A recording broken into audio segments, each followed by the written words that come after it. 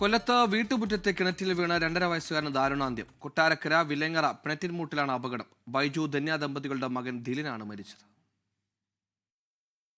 രാവിലെ 10:30 മണിയോടെയായിരുന്നു അപകടം. വീട്ടുമുറ്റത്ത് കളിക്കുന്നതിനിടെ കുട്ടി വീടിനോട് ചേർന്നുള്ള കിണറ്റിൽ വീഴുകയായിരുന്നു.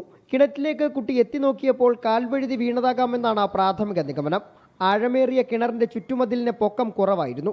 വീട്ടുകാരുടെ നിലവിളി കേട്ട സമീപത്ത് നിർമ്മാണം നടക്കുന്ന വീട്ടിലെ പെയിന്റിംഗ് തൊഴിലാളികളെത്തി രക്ഷപ്പെടുത്താൻ ശ്രമിച്ചെങ്കിലും സാധിച്ചില്ല. അഗ്നിരക്ഷാസേനയെത്തി കുട്ടിയെ കരക്കെത്തിച്ചപ്പോഴേക്കും ജീവൻ നഷ്ടമായി.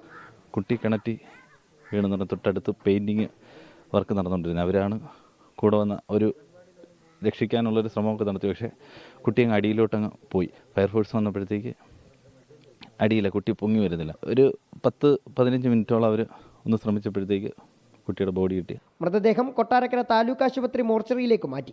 പോസ്റ്റ്മോർട്ടത്തിന് ശേഷം ബന്ധുക്കൾക്ക് വിട്ടു നൽകും. വിദേശത്തുള്ള പിതാവ് ബൈജു നാട്ടിലെത്തിയ ശേഷമാകും സംസ്കാരം. 24 കൊട്ടാരക്കര. ലോകത്തെവിടെയായാലും ഏത് സമയത്തും 24 വാർത്തകളും ഓഗ്മെന്റഡ് റിയാലിറ്റി പാക്കേജുകളും എക്സ്പ്ലെയിനറുകളും വിശദമായി കാണാൻ ഞങ്ങളുടെ യൂട്യൂബ് ചാനൽ നിങ്ങൾക്ക് സബ്സ്ക്രൈബ് ചെയ്യാം.